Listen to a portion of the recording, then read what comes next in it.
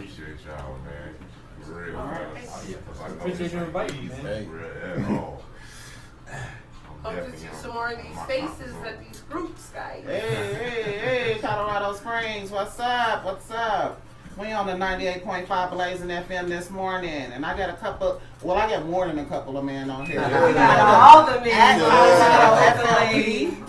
You can go ahead and catch this interview. We got a few things that's going on, so I'm gonna go ahead and let everyone introduce themselves again. So I don't butcher your name. I know I'm a butcher Musa's name. I've been asking him for the last 2 weeks how to say it, and I'm just like, I'm just gonna let everybody do their own introductions. But Mr. Len, go ahead. Who you are, what you do. What's up, Spring? This is Big Len. You can catch me on Gnarly 101.3. Show's called Gnarly Grooves from 3 to 6 p.m. I play all 80s R&B. So for a lot of you Gen Zs, you may call me and ask me, hey, what's that?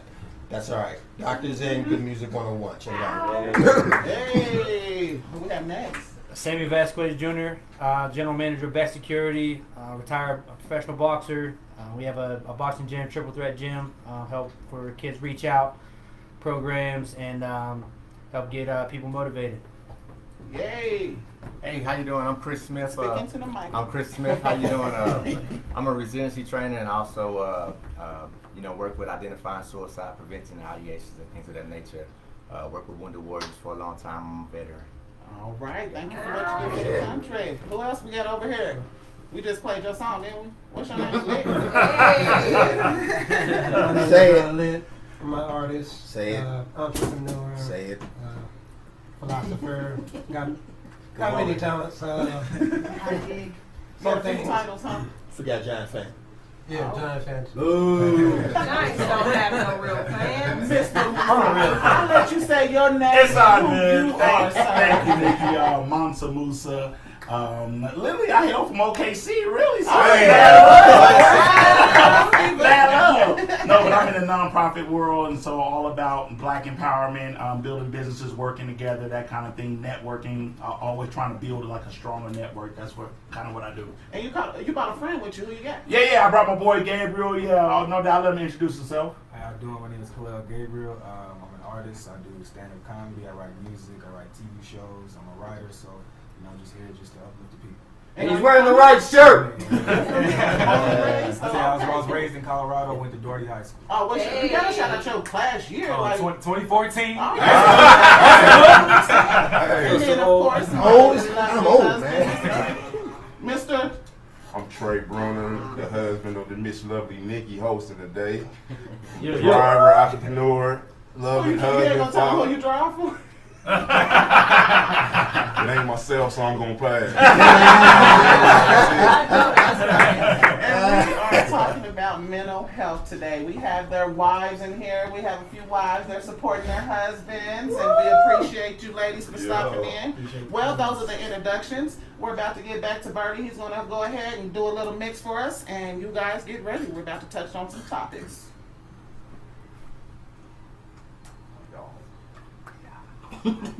Our word. Thanks for coming. Sir.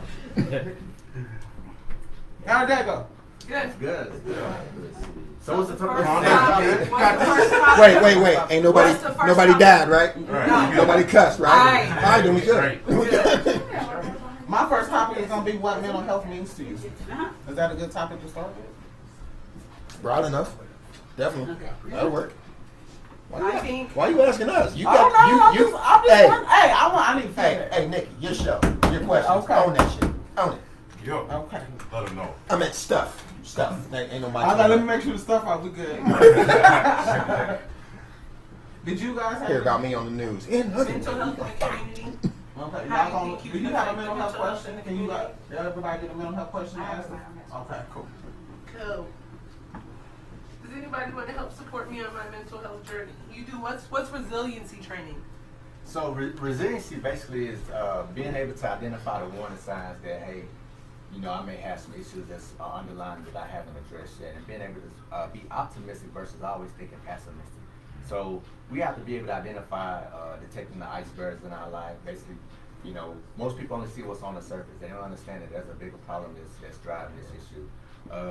Activating events, hunting the good stuff that's in our lives. So basically, we always only want to think about, hey, today was all these things went wrong, but we didn't think about all the good things that actually went well for us. So we have to get to a point in our lives that we are thankful for the small things so that we can get to the bigger picture. So that's it. Good stuff there, sir. I'm actually working on that right now. I'm learning my triggers. Yeah. I'm trying to learn how to grieve more positively because I grieve very negatively, and then when I do, like, oh, gotta hide out from CSPDs. So what that's called is catastrophizing. Yes. You gotta stop catastrophizing and always thinking that everything is gonna be negative because it's not always the case. So the way I get up in the morning, I prepare myself. So sometimes what you feed your spirit is what you're gonna get out of it.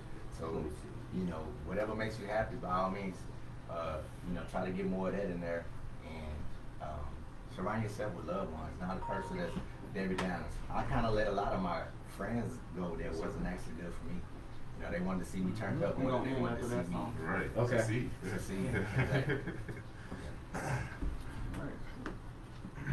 I think we got 1 minute.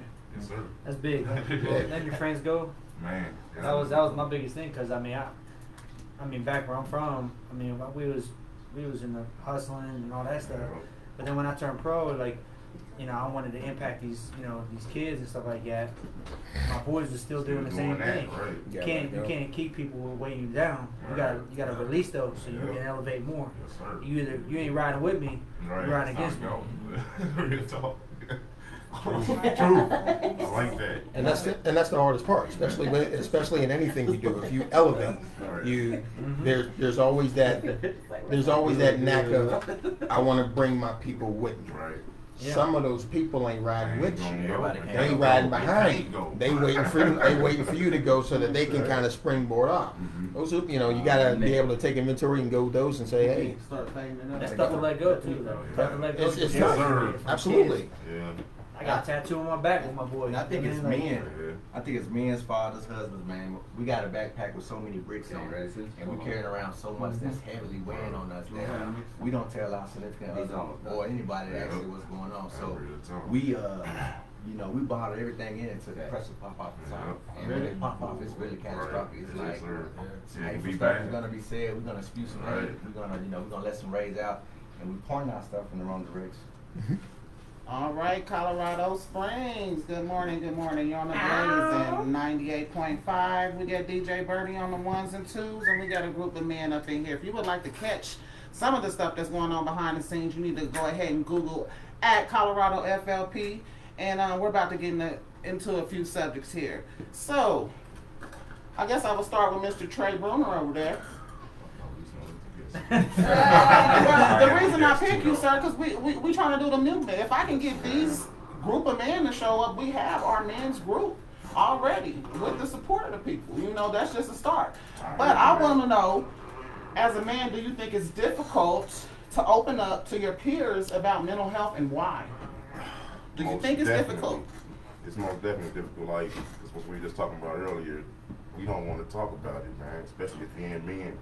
You don't want to talk about none of that. It all bottles up, like you said. And after that, man, it could go all bad. So, and what was the other question? Why? Well, I think you just said that. Give it to Gabriel. So, do you think it's difficult to open up about mental health to your peers, and why? I do, just because you don't want to look soft and you don't want to look weak. Like, it's different when you're with your woman in your vulnerable state. I'm feeling bad, I'm sad, I'm going through it. But when you're with your boys, you don't want to, even if you're not looking soft, you don't want to just bring that to them. When you're with your friends, you're like, I don't want to put down the group or bring the vibe down, the party. And then it's like, well, my boy's good, he seems like he in good spirits. I don't want to put my stuff onto him. And if I put that on him, what if he going to do something? He's going to take that back home. And it's like, it's a whole world. But see, the thing is, if you put your cares on each other, y'all can uplift each other and get through it together. And that's the right thing to go. But it's like when you're in the moment, like last week, I was really going through it. You know what I'm saying? Ran up on OG ran up on me. So it's like, I appreciate that, but you really, when it's other men and stuff like that, if they don't put that out there, like, bro, I really care about you. I'm here for you. I'm not gonna judge you. Then it's like, if you don't have that set, then it's like, I don't know if I can really tell them, because it's like, you think about suicide, somebody be like, bro, what you talking about? That's weak. You know what I'm saying? And then you don't want to feel that way because you're already feeling bad. Okay, and so you call him the big homie. So what kind of knowledge you got? So. You know, it's all about just being there for each other. I think one of the main things, especially when it comes to African American men, we already behind the trend. We already behind the line. It's like we're starting at a lower level. So it's all about when you see another brother, no matter what it is, uplift them, talk. I love networking meetings. Even if we just sit down, I mean, we do kickbacks all day. We drink all day. We smoke all day. So let's talk about business. Let's talk about, you know, raising our credit scores. Let's talk about how we can empower someone. And you never know what the next person is going through. And it's just all about just sitting down, just having a conversation. Yes. Lit, would you like to put your 2 cents in on it or what?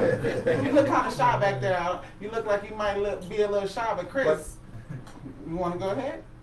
I mean, I'm not an expert on the matter, but you know, I do find it hard. So can I open up a little bit about why I called you here?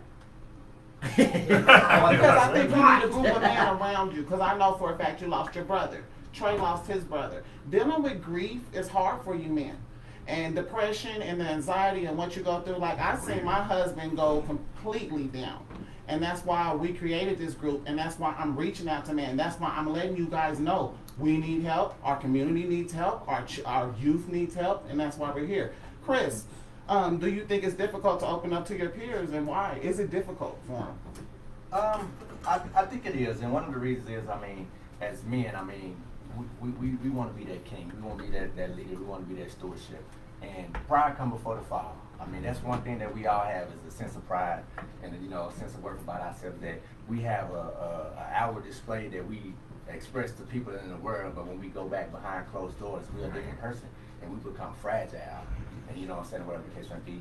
And we really just, you know, we don't let it out. We don't talk. I think sometimes that if you really got a brother or, you know what I'm saying, a friend or whatever the case may be, sometimes you got to ask the question, hey, bro, hey, how you doing today? What's good?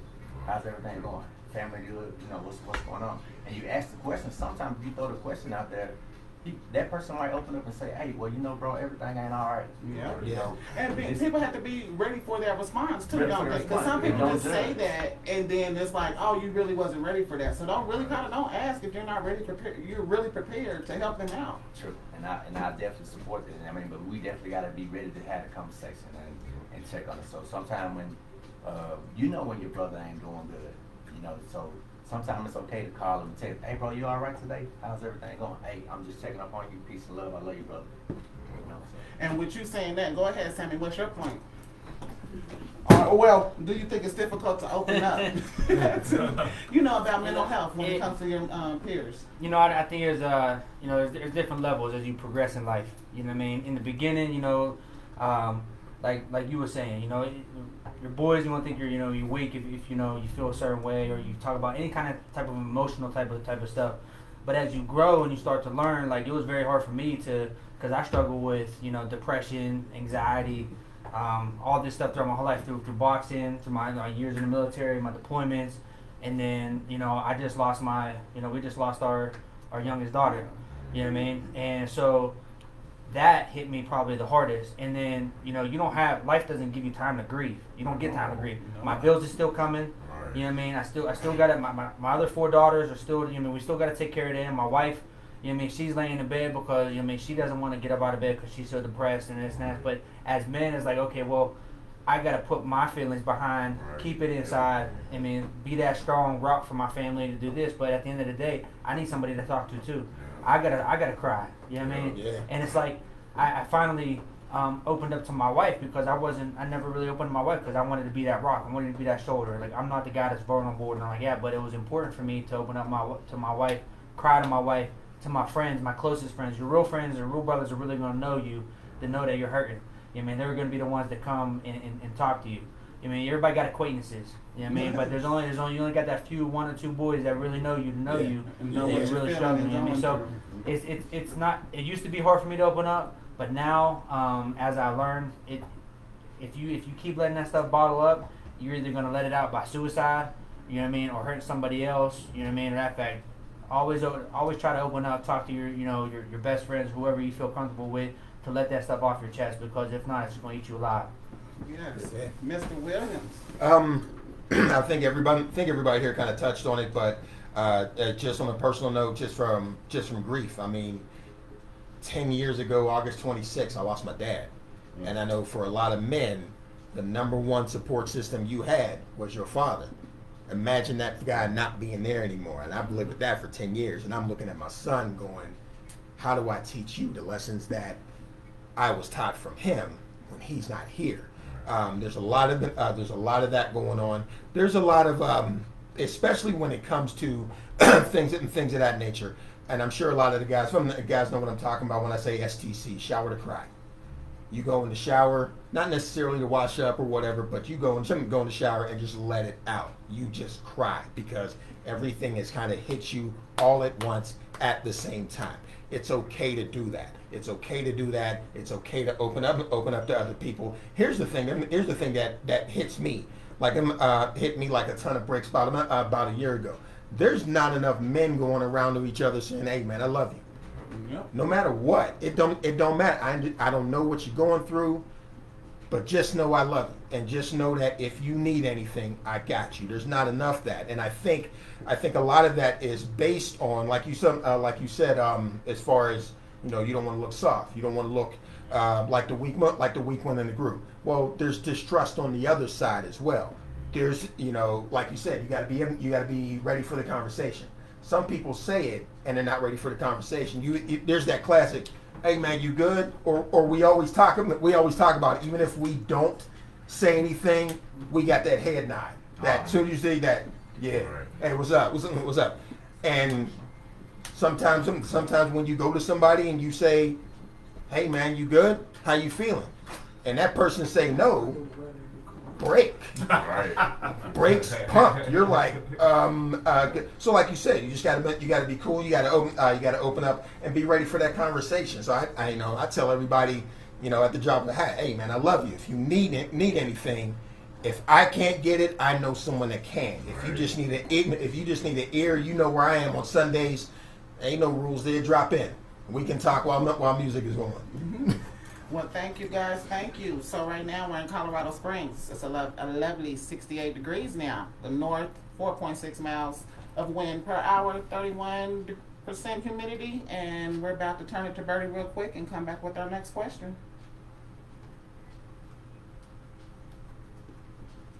Good job, guys. That was. Well, just to touch on what you said. First and foremost, why do you remind me from Big Boy in the Neighborhood, and why ain't you the voice is there, the presence is there. Bro, own that shit. It's yours. Just to touch on what you said, the door swings both ways. Yes. So you tell somebody you love them, and they kind of like this. Yeah. They have to come out too and say, there is a problem, because a lot of people out there. I like that you said that. You say, "Hey man, how you doing?" A lot of people won't say, "Hey, my day is bad, everything's bad." It's always, "I'm good." I'm good. Yeah. It's kind of frowned upon. It's like you got a probe. Yeah. And one thing that I learned now is you gotta ask the hard question. So if "Hey boy, you good?" "Yeah, I'm good." "Hey, well, what's really going on with you?" Yeah. You know what I'm saying? You got to keep the conversation going, because us as men, we'll, "Hey boy, you good? You good? Hey, you good? Hey, great. I'm straight. Hey, next shot." You know what I'm saying? "Oh man, they tripping." Next shot. And understand that just like conversations today, even with the stuff going on with today, not even just mental issues, but even just talking about racial equality, that conversation is going to be uncomfortable. Be ready. If you're not ready, you may want to have to step out and get yourself ready. But regardless, it's here. So it's one or the other. That conversation is going to be uncomfortable, even if it's with your boy, your best friend, whatever. "Hey man, you good?" "Hey man, you know what? I'm really not." It's uncomfortable. What you gonna do? If that's your boy, you gonna try to help. And I feel like when you have that forged relationship, they're able to tell you, like, "Yeah, I'm good." And they're like, "No, you're not." No, yeah. We're like, "Okay, we do that all the time. Okay, well, I'm here when you're ready to talk, then." So. I think that could be a hard question, because I was actually around my guys like all the time, and they would see me and "Hey, you good?" "Yeah, I'm good. I'm good."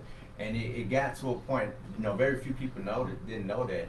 I actually had a mental breakdown and went to the 5th floor for like a week. Really? You know what I'm saying? And then a week later, you know, I got out of the hospital and they, you know, hey, you good? That's when they finally saw me. And then, you know, the weight of the world was still on me. A week later, I ended up having a heart attack at that age too. So, you know, I was having issues. You know what I'm saying? But because the boys, they don't want to do nothing but let's turn up, let's party, we having a good time. And we are back, Colorado Springs, on Blazing 98.5 FM. And we have a couple of questions for the fellas. I'm going to go ahead and let Miss B come up here and ask her question. Come on, Birdie, what you got for us? I'm like so excited, all these handsome men. I feel like I'm in heaven or something somewhere. But lately I've been talking about self-care. I would like to know from you gentlemen, what is something that's a good self-care practice that you like to practice and something that we can give to the community and the younger generations? Whoever wants to start, we started on this end, so we're going to start with you. Well, I mean, with me, it's just finding it's finding something that you like or that you're curious about, and you want to find out more information. We were actually talking about it outside the studio about the generation shifts between being single versus being married versus having kids, and changing your hobbies or changing what you do. I mean, a lot of, for me, I went from clubbing and clothes to flirting and this, that, and other, to having kids and grandkids, and now I bowl every Saturday night. Never thought I'd be the bowler, but hell, I'm not good at it, but I like going there. That's my thing. That's sort of my outlet. My other outlet, as I already said, is on Sundays. First and foremost, thank you for the compliment, but I'm a radio guy. I got the perfect face for radio. That's why I don't show this. But Sundays is therapeutic to me because it's the music I like. It's music that other people like, and just like I'm sure Birdie felt it. I'm sure everybody else felt it. There's a different feeling when you're a jock locked in the box playing your own stuff. That's therapeutic for me, and that's my 3 hours, because I don't get that anywhere else. I go to a home full of women. I mean, literally, wife, mother-in-law, 2 daughters, two granddaughters. So I got a house full of women. So when I cherish those 3 hours, I cherish those 3 hours at the Lanes. It's just a matter of finding something that either you like or that you're curious about. You don't even have to be good at it. If you're curious about it, you're going to ask questions. If you ask questions, you'll go from there. All right, Sammy, what you doing for self-care? Personally, for me, self-care. Running up the incline? No. Yeah. Not anymore. Music. You know what I mean? I think I listen to a lot of Len Williams, Luther Vandross. Like that era is my self-care. My kids know it, and you know that's why I told my daughters. You know what I mean? They know. You know, Luther Vandross songs, they sing them, you know what I mean? And I think that's important for me because it's like, you know, you're knowing the history of real music, you know what I mean, and how it was back then. Obviously, boxing, you know, it helped me a lot with, you know, anger, like, you know, my depression is going in the gym, having a key to the gym, just going there by myself, rocking my music, and just getting a good workout in. That's my self-care that helps me get through my day and, you know, helps motivate me, and you know, hopefully I can use that to help inspire others. All righty, thank you. Mr. Smith. For me, my self-care is basically, I mean, like you said, physical fitness. You know, sometimes if you feel good, you look good, you do what you can. Self-esteem is up yourself. So, and then being one with nature, I like to get outside. Sometimes, you know, being isolated inside the house, you can kind of, you know, get depressed on yourself real easy. So just getting out, even if you're just walking through a park or whatever the case may be. I mean, Colorado is full of, you know, nice beautiful places. Parks out here. Beautiful parks. Yeah. You can just get out there and you can hear the birds, you can hear Trevor dogs barking and so forth. They kind of right there decompress the stress for me. Lit. I'm gonna assume it's music. But what's your self-care? Well, music is one of them, but yeah. Speaking to the mic. Talking to the mic. Being creative, I want to say, is big. For me, is my diet, you know, exercise. I do all of it. I mean, here being is part of, you know, spiritual. How they say, God gave us dominion over the earth, and we're caretakers. Yes. Going outside, preserving nature, making sure everything's clean.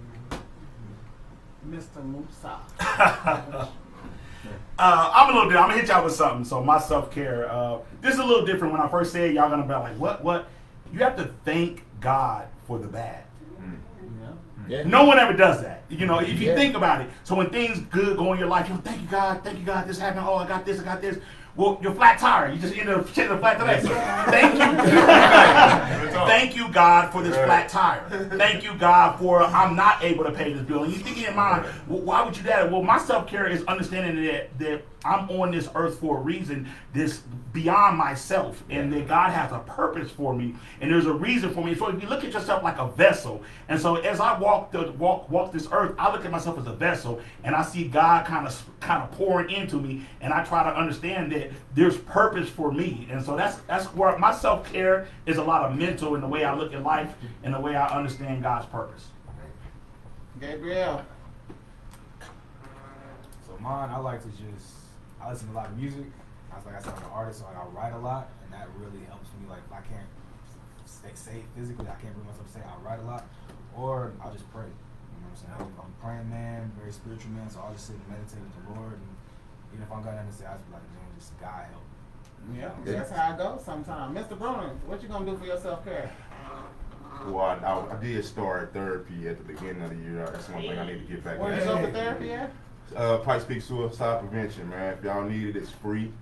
And it's never too late, real talk. But yeah, that's it. Now, me personally, I really just like to go get away, man. I usually just go to Palmer Park and chill out, man, by myself. Really, that's what I really do. Other than that, just try to get back into life and go from there. Alrighty, fellas. So we're definitely gonna talk more about it. Mrs. Fox, you had a quick question. If we can get some quick answers, we can get it in. Cool. I do. Okay, so why do you think just a lot of communities of color, we equate vulnerability to weakness? Why do you think that is? I got to answer. That's it, yeah. I think because since it's been so rough for us, we have to just go. And like I learned this, I think with Charlemagne and God, he said, we were never taught to deal with anything. It's always, all right, man, somebody died, or I'm dealing with this, I got to go to work the next day, I got to go to the bad. Or I'm so worried about not being broke and not being able to provide. We have to put our feelings and put everything on the back burner. Anybody else? Final answer. I got 2 minutes left. Think about warfare. What's the common denominator of warfare or any competition? You want to win. How do you win? You find out the weakness of your opponent. If you come across weak in any way, shape, form, or fashion, I'm going to use that against you. So that's probably where that stigma comes from, and that's not just here. That's going back to medieval times. So it's probably what that is, at least for me. And Mrs. Fox, don't we have a shout out for someone? Oh, yes. We are going to wish Miss Amaya a very happy 6th birthday. It is her birthday. One of the kindest, sweetest little girls I know. Full of compassion, full of potential. Very happy birthday, Miss Amaya. And yes, we'd like to thank everyone for coming in today. You can go to @ColoradoFLP. We're going to talk a little bit more. I'm going to ask these men if they're willing to help me within this community, to help build this community and break this stigma of mental health. And I appreciate everyone. We're on Blazing 98.5 FM here in Colorado Springs. And right now it is, 68 degrees still? And we out all I can do is say thank everybody. Don't forget we have a run at Pikes Peak Suicide Prevention Sunday at L. Palmer Park. And we still would like to win. So #UHEARME, because we trying to fundraise this money. We need all those dollars, y'all. All those dollars for them. I'm still about free $70 short from what I wanted to raise as well. So click the beautiful picture. There's a sideways one. She looks cute sideways and regular ways. So either one you decide to donate under, I would appreciate you. Alrighty, and thank you again. Anyone have any last words for us?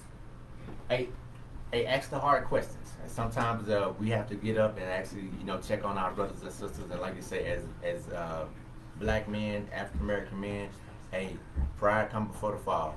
So make sure that you reach out. Don't keep that stuff bottled up. See somebody. Get some help. And I want to say it's never too late to find your purpose, no matter your age. That's true. That's Amen. real talk. Amen. Real talk. That's the shit. Black Lives Matter.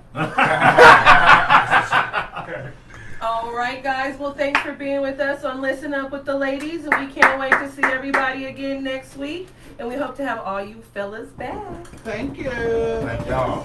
Yeah. Ow! Can we leave them? He ran. Oh. He's like, That is. All right, ladies. That means we are officially done. Oh, thank you. yeah. Okay. So who